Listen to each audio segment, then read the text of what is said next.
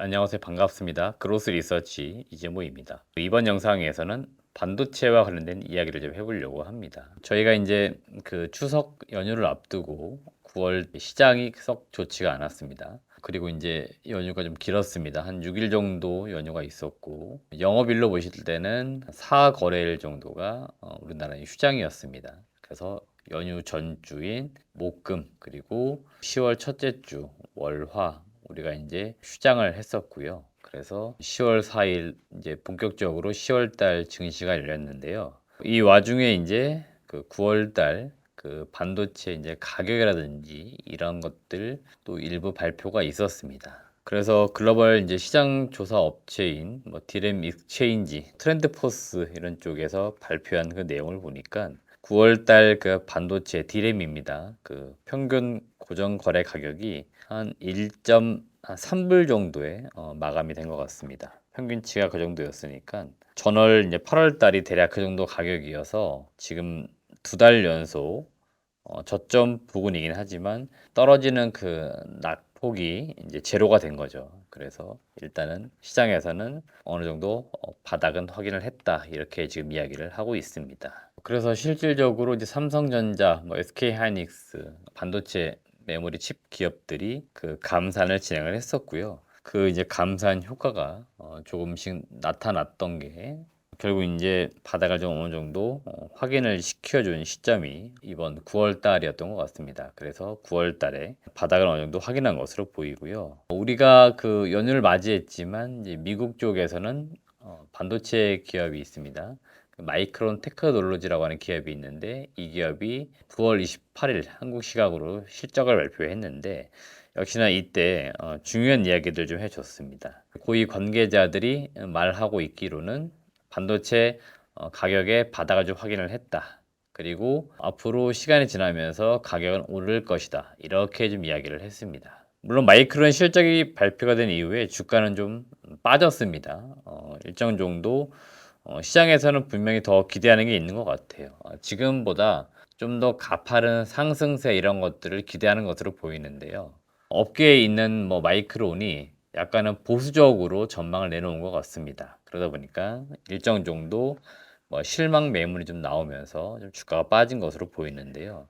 여튼 지금 바닥은 확인된 거고 이제는 턴 어라운드 한다라는 이런 전제가 깔리기 시작하는 거죠. 그래서 지금부터는 메모리 반도체 가격의 반등을 좀 기대해 볼 수 있겠다는 어느 정도 확신이 서는 시점이라고 볼 수 있겠습니다.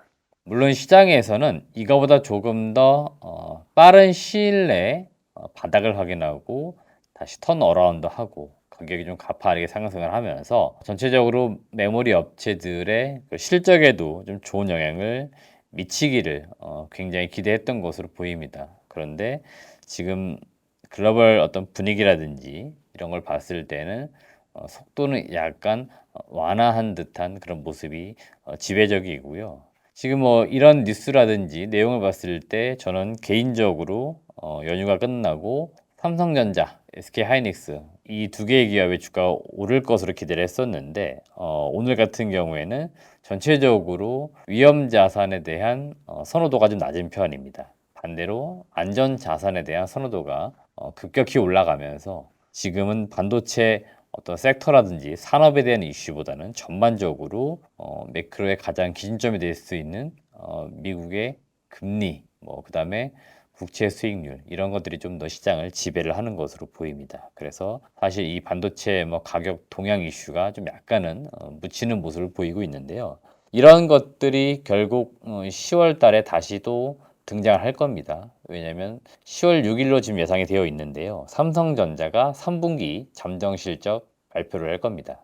그래서 결국에는 지금 반도체 가격 바닥 확인한 것들 그리고 턴 어라운드 하는 것들을 시장은 다시금 주목할 것으로 보이고 결국 올해는 이렇게 마무리가 된다라고 보면은 내년도에는 이익이 굉장히 다시 올라갈 것으로 전망이 나올 수밖에 없습니다. 그래서 최근에 해외에서도 그렇고 국내 이제 커버하는 애널리스트들이 그 목표 주가를 상향 조정하고 있습니다. 이런 분위기가 점점 이제 만들어질 것으로 보이고, 이렇게 볼 때 개인적으로 지금 포트폴리오에는 이 반도체와 관련된 특히 이제 소모성 부품 업체라든지 소재 업체들을 좀 담아줄 필요는 있겠다, 이런 말씀을 드려보고 싶어요. 지금 올해 그 종목들 보시면은 그 실적이 좋지가 않은 거는 누구나 다 아는 사실입니다. 근데도 불구하고 이들 기업들 주가가 일부 오른 기업들도 있고요. 아직 오르지 못하고 바닥권에서 횡보하는 기업들이 있습니다. 이 기업들은 결국 업황의 어떤 사이클상 올라오는 부분들을 기다리고 있는 겁니다. 결국 우리가 어떤 특정 종목의 어떤 주가 방향성을 좀 장기적으로 예측을 한다라고 볼 때는 그 전제 요인들이 어떻게 되고 있느냐를 봐야 되는 거죠. 결국 그 요인들에 의해서 주가가 움직이기 때문에 그 요인들이 지금 변화되고 있는 것이냐, 이런 걸 봐야 되는데, 제가 볼 때는 충분히 지금 변화에 움직임이 있고 그런 것들이 상승으로 갈 수 있는 요인들이기 때문에 관련된 종목들 좀 봐야 된다, 이런 말씀 드리고 있는 겁니다.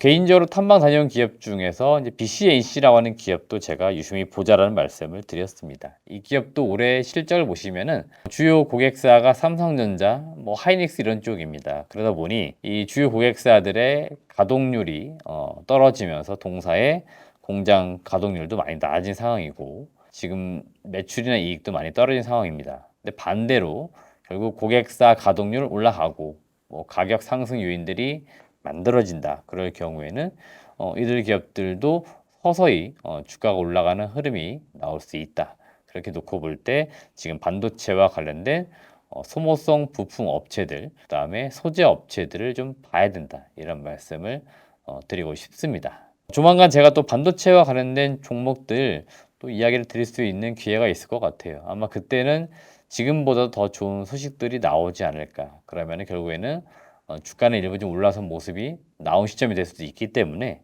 우리가 이제 그런 것들을 기대하면서, 지금 시장이 약간 불안하지만 사볼 만한 기업들은 충분히 있다, 이런 의견과 함께 반도체 종목들을 담아 보셔라, 이런 투자 아이디어를 드리도록 하겠습니다.